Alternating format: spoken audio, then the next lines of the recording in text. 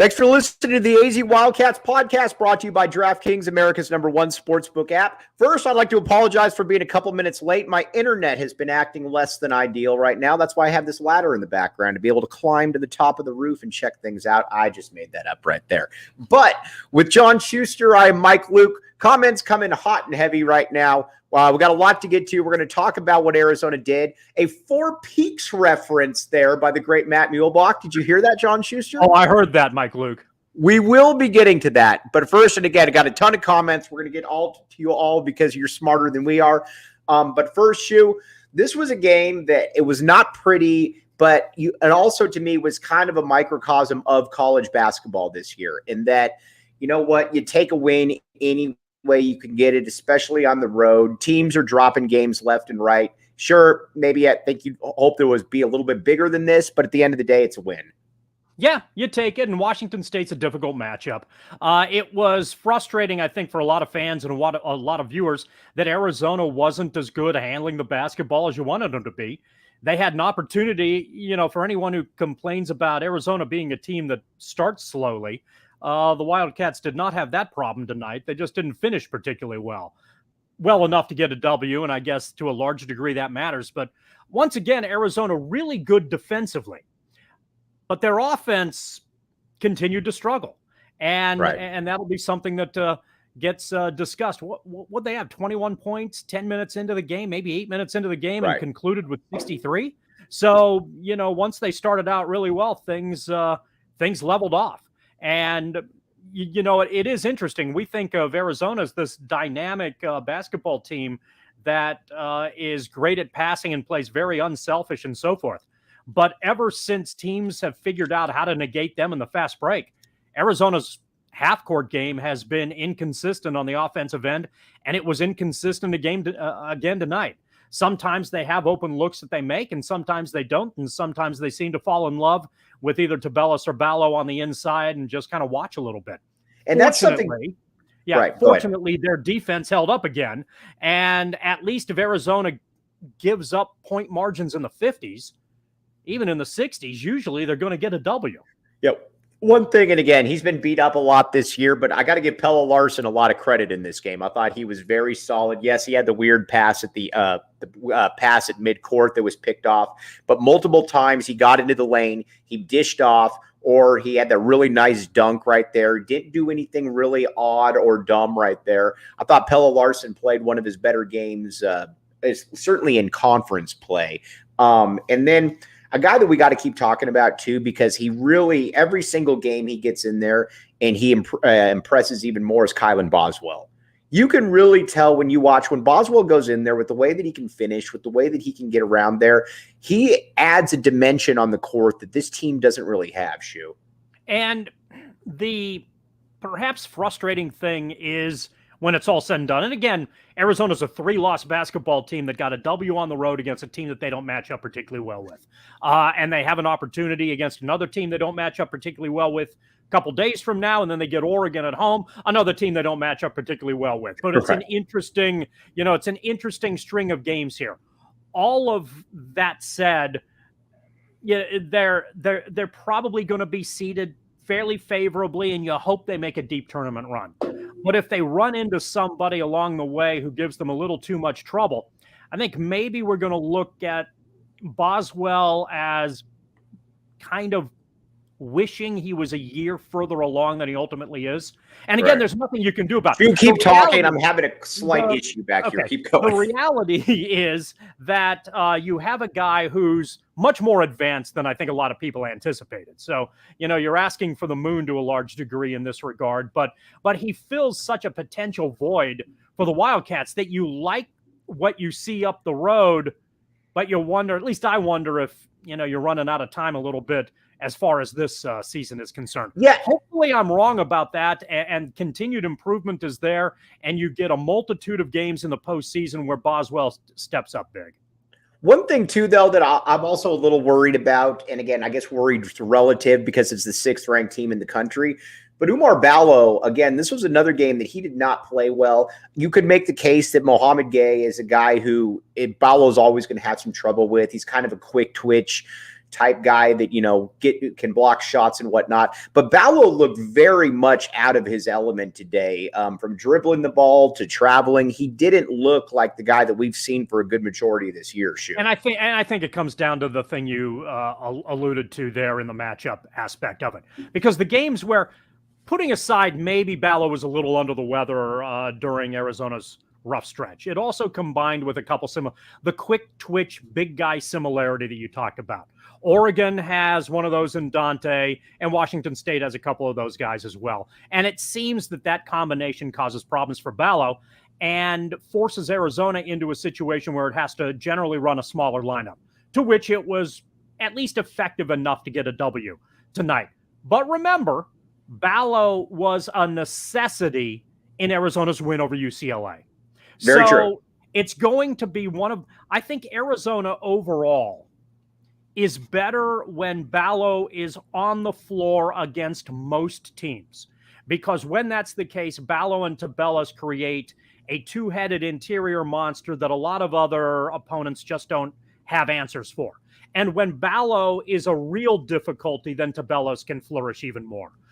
So it becomes that, and that's very important to keep in mind. However, and what you're hoping that Arizona can weather here a little bit is when you get teams that put Balogun in a matchup difficulty, Arizona's then going to need other guys to step up, those guys on the perimeter, to be able to figure it out.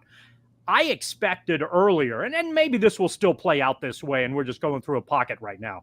I don't know. But Lloyd seems to be in favor of going with a 7-man rotation right now. Right. What I kind of anticipated was going to happen is that a guy like Vasar was going to get more minutes if Balogun struggled against a certain style of player.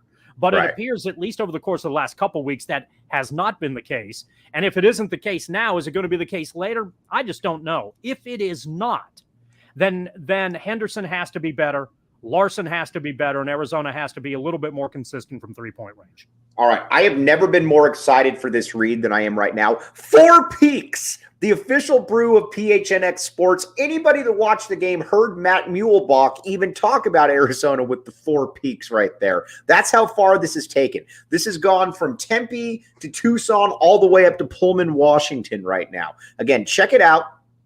4 Peaks, the official brew. You can go to Tempe, or you can go to our Tap and Bottle watch parties and get 4 Peaks.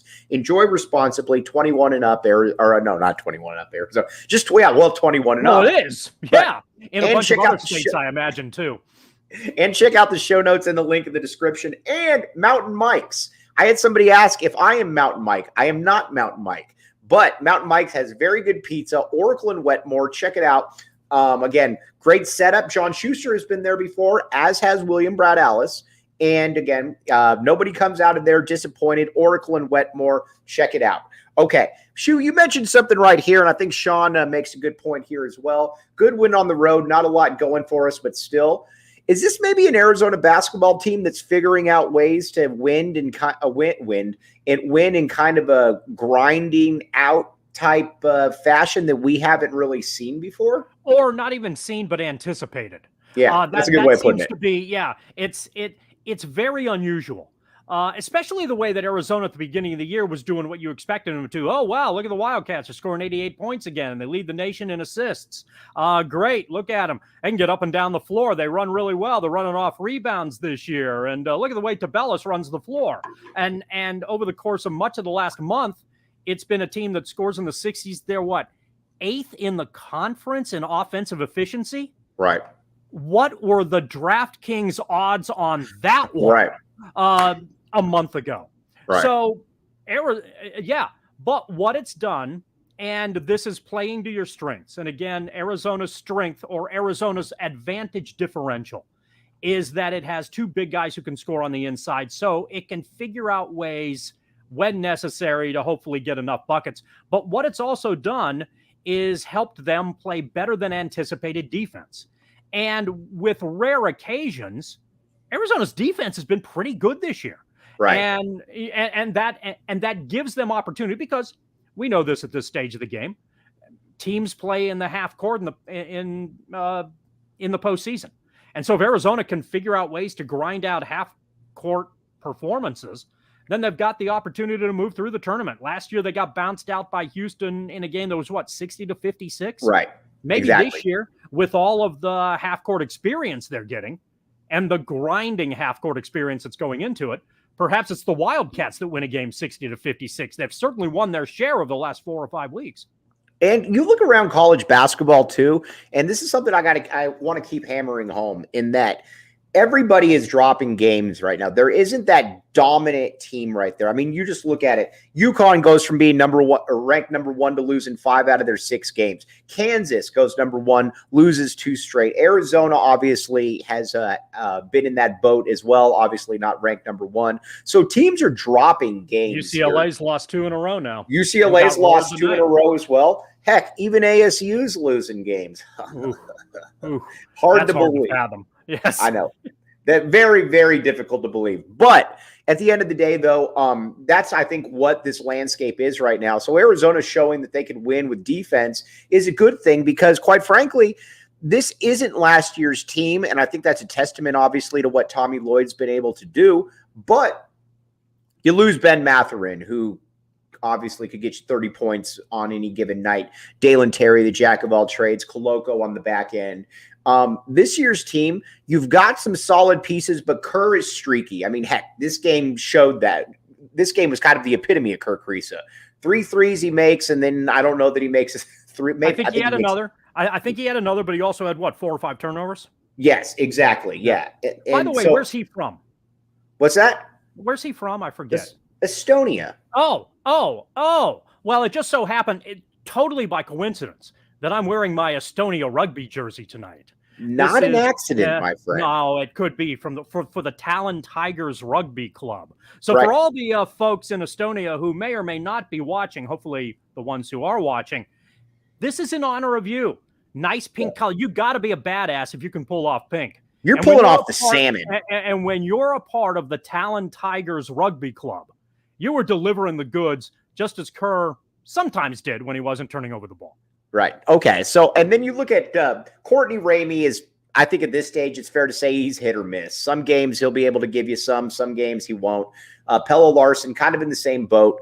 The only guy on this team that game in and game out is going to be able to get you what he should be able to get you is Ąžuolas Tubelis. I'm not really breaking any ground right there. So this team, I think it's fair to say, is going to be somewhat inconsistent offensively just based off the personnel. So they're going to have to figure out how to get defensive defensive stops out of that.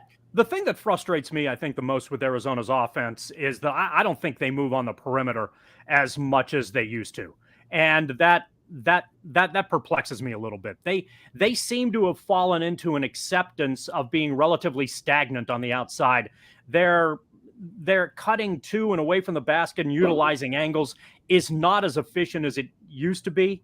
And I gather that a lot of that probably has to do with Tubelis and Balogun clogging up the middle a little bit. But still, Arizona doesn't seem to be as fluid with 5 guys on the floor as they were maybe 2 months ago. And that's the one aspect in the half court that I'd like to see them try to put a little bit more pressure on.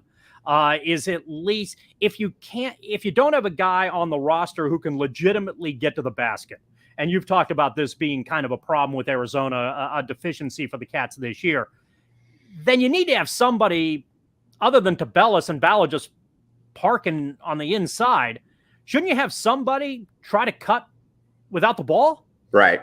You would seem to be that is the case, but it feels to me like Arizona just doesn't do that to the level that it was earlier this year. By the way, Trent MC, and I'm just getting through the comments right here. What are you wearing, Shu? Again, Schuster wearing the Estonian soccer. Oh, this is rugby. Rugby, right, yeah. Rugby. It's a rugby shirt. Yes. I do apologize. I would never conflate the two. No, and who would?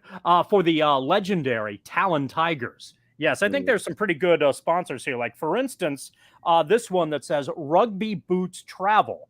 I'm not sure Rugby Boots Travel is a sponsor of the PHNX Wildcat broadcast, but it is a sponsor right there, as you can see on the shirt, of the Talon Tigers Rugby Club. Now, let's talk about that 7-man rotation right here. And I want to get a lot of your guys' thoughts out here because, you know, again, when you're only going to play seven players, it's kind of gone in the exact opposite realm that I think that you and I thought. I think that at least I thought that Vasar would get more minutes as the season's gone on. Anthony Humbert, if you're watching, you can give me the middle finger right now because you were right on that one. But when you've only got 7 guys right now, and it's basically Boswell and it's Larsson coming off the bench, there's not a lot of margin for error there when it comes to injury. There's not a lot of margin for error with that, but it's obvious that Tommy Lloyd feels right now that these 7 guys are the ones that can, for lack of a better term, lead him to the promised land. And also, and I'm just guessing on this, I think he's probably a little concerned about maybe Vasar's confidence and whatnot. He had talked about that a little bit, but I don't love not having one of those guys in there at least. Yeah, I think, you know, if this is how it is, then this is how it is. And once you got into the Pac-12 tournament and into the NCAA tournament, I think there was a likelihood that Arizona was going to go to a smaller bench like a lot of other teams do anyway.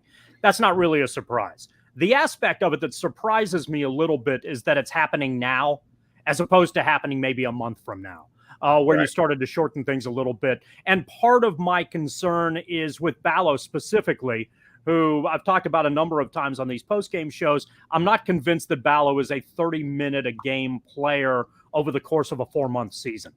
Can he ever be that, or do you think that's just probably the way that he is? I think he can, but, you know, a lot of my concern may be unfounded, but I think when you're asking, especially a big guy, to go from 14 minutes to 28 minutes in a season, you might be asking a lot, and that can wear on you as the season moves along. So I had anticipated that Ballo would get less minutes and that Vasar would get more. And maybe occasionally you'd even bring Anderson into the mix. But, you know, the Wildcats obviously haven't done that. So at this stage, the likelihood is that all things being equal, the Cats are going to go with a 7-man rotation. Obviously, they have played some other people some minutes. So if someone gets hurt or somebody gets dinged up or somebody's in foul trouble, they can probably go a little bit deeper in the bench and hope for the best here and there. But it appears that this is the recipe they're going to try to utilize, which means that when Ballo isn't on the floor, they're going to be a little bit smaller than I think we anticipated. But occasionally that's been reasonably effective. All right, let's talk about the conference now because things have worked out a little bit in Arizona's favor here. Let me tell you about the DraftKings pick of the week. Now, if you were to ask me before the season, I thought that Arizona was a good value bet to win the conference, and I still believe they're a good value bet to win the conference, even though they're a game behind UCLA. We're going to get to that there in just a second. But again, DraftKings, check it out, DraftKings Sportsbook app, code word PHNX. That is my pick of the week right there, that Arizona is going to win the conference. John Schuster, do you want to throw in a DraftKings pick of the week right there? Well, I think it was our pal NPOB who mentioned, maybe not on this broadcast, but on another platform, that after Shu proclaimed the Boston Bruins as a sure thing, the Bruins, by the way, lost tonight. But it was only their 6th game of the year. So you know how good I am at this. I am wondering, what was the line tonight, by the way? 5.5. So the 3-pointer at the end did matter. Mm-hmm. So the meaningless Washington State 3-pointer that cut it from 8 to 5 actually mattered. Right. Oh boy, Yeah. that's gambling in a nutshell, right there. That's betting right there. But again, that's betting right there. Check out the show notes and the link in the description. Again, check it out. Draft. What was it? Merce just said on Twitter, what is Shu wearing? And again, he is wearing an Estonian rugby shirt right there. So let's just all ask that for the remainder of the show, and I'll think about repeating it about 17 or 18 more times. All right, now let's talk about where Arizona is in the grand scheme of things in the conference, though. UCLA looked like they were going to run away with the conference because just remember this time last week, they were at, 3 games up on, now you're only 1 game up. You lost to Arizona, you lost to USC. Arizona, you're going to get Arizona at home coming at the end of the season. They've got to travel to Oregon as well. UCLA does. Arizona's got Oregon coming to town. Gets very, very fascinating. And I've watched quite a bit of UCLA this year. They're another team, and we've talked about it. They're very, very good, but they don't have a ton of a margin for error either because they don't go particularly deep, and they're not very big either. So all of these teams out here, they all have certain flaws right now that I think can be exposed. And, right now, I think Arizona's got as good a chance as anyone. In the conference, yeah. Obviously, Arizona got the help that it needed, at least in the here and now. It's just as possible that Arizona goes into Washington and UCLA's got a 2-game lead before the weekend's out. But right now, in the here and now, Arizona's in the mix, which is obviously a nice place to be. USC helped them out. Naturally, shortly after me saying that I didn't think USC was very good and Mike Luke disagreeing, USC has now gone into ASU and rolled UCLA. So naturally, the shoe curse, the shoe cooling. And not just anyone goes in and beats ASU. Not just anyone goes in there and beats ASU. By the way, real quick. By the way, what am I wearing? An Estonian rugby jersey. Anyway, go ahead, Mike. Oh, just to make fun of ASU very quickly.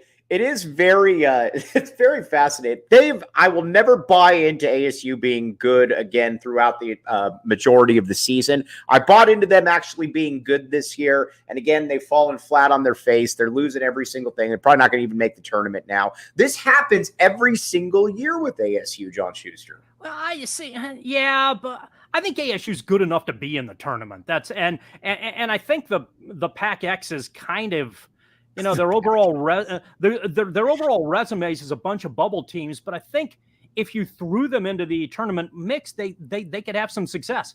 I think ASU could win a tournament game. I think SC could win a tournament game, despite what I said about 2 sentences ago. I think and I get that Washington State eventually has to win basketball games, but as opposed to being close and competitive, but they're a pain in the backside. Do you feel like Oregon could win a tournament game or 2? Yeah. Yeah. But right now the conversation seems to be at the conference might get 3 teams in the postseason. The NCAA, really? This feels to me like it's a better league than that. And it's not the Big Ten, but it's good. Well, the Big Ten analogy, which you often rightfully make, is kind of interesting here. In the Big Ten, if you're the number 8 team in that league, well, nobody even obviously thinks twice that you shouldn't be in the field. But if you've got if you're that in this conference this year, you aren't even under consideration. So right. if you were to stack up the number 8 team in the Pac-X against the number 8 team in the Big Ten, I think that Pac-X team might have an opportunity to be successful. I'll take my chances. But anyway, question for you: agree or disagree? UCLA has a better opportunity to make a deeper tournament run than Arizona. Let me explain my take, and I'll give you a couple minutes. Yeah, all right. I'll give you a minute or so. My belief is this, and we've seen this based on Arizona's matchup concerns. Teams like Washington State, teams like ASU, teams like Oregon. I'm going to say Arizona, but go ahead. Sorry. Okay. My belief is that UCLA runs into trouble against a team like Arizona, but obviously if you see Arizona in the tournament, both of you had very successful NCAA runs. But I think because there aren't a lot of teams like Arizona, UCLA's defense plays very well, and their ability to score clutch buckets helps them. So I think they match up better with more teams than Arizona does. And that's the concern that I ultimately have, or the reasoning that I have at this stage, believing that once you get into the uncertainty of the NCAA tournament field, that advantage goes to UCLA as opposed to Arizona based on that merit. I think what's interesting about UCLA is, and again, they're drastically different teams, and I think that's what's fascinating about it. But I think what's fascinating about UCLA too is that they are so reliant on Hawkes or Tiger Campbell. When you watch UCLA, basically all of their action, all of their offense is generated from one of those two guys, and if they don't play well, then it's a real problem. But I guess you could say the same thing if Ąžuolas Tubelis doesn't play well. But I think the difference, though, is Ąžuolas Tubelis, I think just by the virtue of being a big man, is going to get more easy touches, I guess, for lack of a better term. But I think that UCLA is more battle tested and as well, too. Hawkes is a big-time player. Tiger Campbell's a big-time player, obviously. I don't love their height. I think against a team with bigs, they could really have some problems. But at the end of the day, they also were out rebounded Arizona, though, on the offensive glass. So follow-up question. Okay, go ahead. I'll let you answer that. I'm sorry, you were about to. No, you're good. You're good. Go ahead. What did you have to say, John? So Arizona or UCLA? I think Arizona goes further. Okay, all right. Follow-up question. Do you think UCLA or Arizona plays better defense? You know, it's funny you mentioned that. I think Arizona plays better defense. Why? Because if you look at Arizona, especially on the perimeter, there isn't anybody who wows you with superior athleticism or length that makes you think that's a guy who can stop somebody. Yet, if you look at Arizona's defensive numbers, they're pretty damn good. Right. And on top of that, too, they're finding ways against pretty good teams. And again, I'm not really counting Washington State in there, but they're finding ways to win games in the 60s. What is it they're doing? That I guess are they a defensive mirage, or are they better than we give them credit for a reason that we haven't quite pinpointed? That's a great question. And I honestly don't really know the answer. Everybody out there, you're smarter than you're smarter than me. I don't know about Schuster, but you're smarter than me. So go ahead and throw that one out there. What does make this Arizona team fairly good defensively? Because on paper, it shouldn't be. Kerr Kriisa is not a plus defender. Courtney Ramey was billed as a plus defender. He's really not. I think Larsson's a pretty good defender. I think he's probably the best defender on the team. Tubelis is okay. Ballo is kind of the same way. Outside of Pella Larson, I don't know that there is a guy that you would look at and say, all right, he's a pretty good defender. It's an interesting point there, Shu. So if you look at their and my general belief is that Arizona is a much better rebounding team ultimately than we give them credit for. And their relative defensive approach is that because they're so big on the inside, they'll allow teams to shoot from three, and eventually those teams aren't going to make the three-pointers. And when they don't make the three-pointers, Arizona's going to get the rebound. And so their defensive numbers maybe look a little bit better. But in terms of individual talent, a guy you'd go to, and you love this stuff, a Dalen Terry, a Reggie Geary. I don't like comparisons. And I know you don't. I don't like lists and comparisons. I'm thrusting you in a very difficult position here. But if you were, I don't know that you'd think of anybody on this roster who you'd put in any top whatever category defensively. You don't look at Ballo and Tubelis and compare them to Koloko from an overall defensive standpoint, right? Do you yet? As a team across the board, Arizona's defensive numbers are clearly good and playing pretty well. I do have a sense, and I think Garrett makes a great point. I do think it's probably not here yet, but I do think that Kylan Boswell is going to be a very good defender. He has the feel of a guy that is quick, strong. Going to be isn't now. And that's the part that I'm having. Really? Yeah, that's the part that I'm having a disconnect that I just don't have an answer for. And I'm kind of curious about, generally speaking, what it is and whether a lot of this is that there is whereas we've talked about a lot of the Pac-X's matchup difficulties where they have a lot of athletic teams, maybe they're also playing a bunch of teams in this league who are inconsistent offensively too.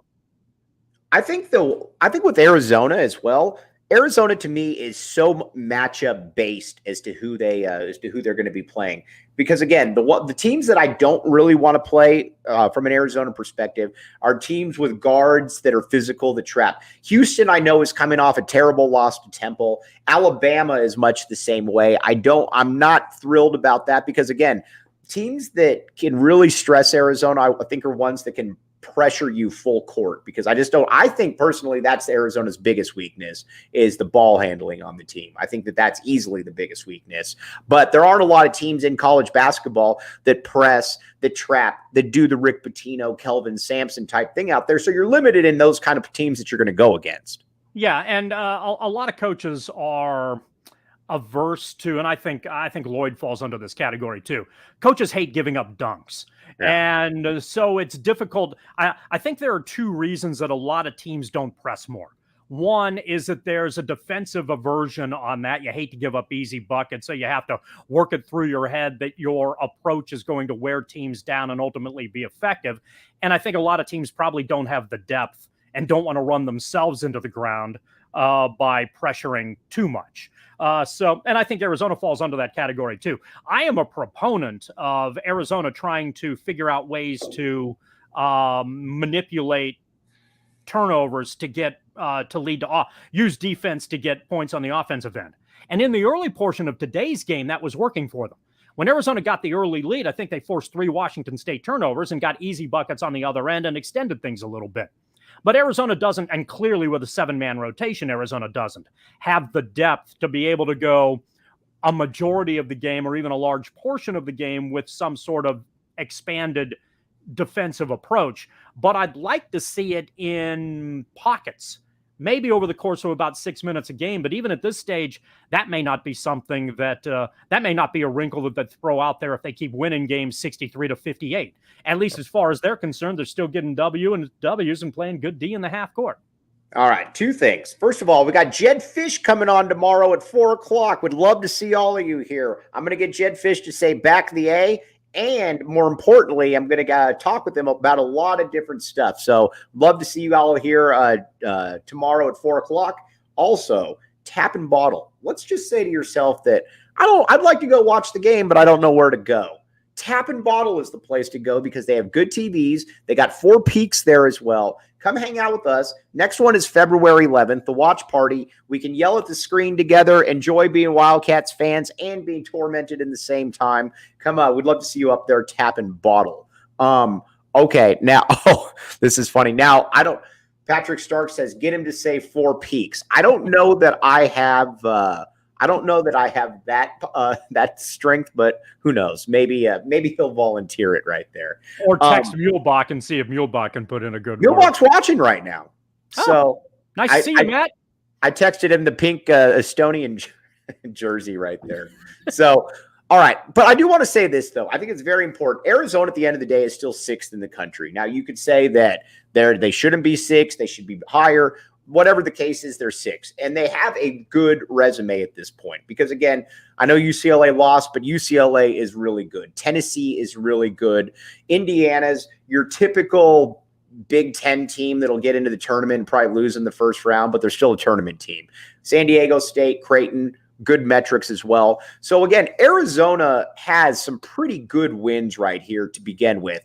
And, again, just like everybody else, Arizona isn't infallible because, again, I mean, Kansas, when was the last time you've seen Kansas lose by, what was it? Did you see that? It was like 30 points or something. You generally don't. Didn't TCU roll them? Right. So I mean, that happens. I mean, it happens, especially this year. On their blizzard court. I don't know what the hell that thing is. But, there, and I don't know if it's basic. All right. We'll table that perhaps for another time.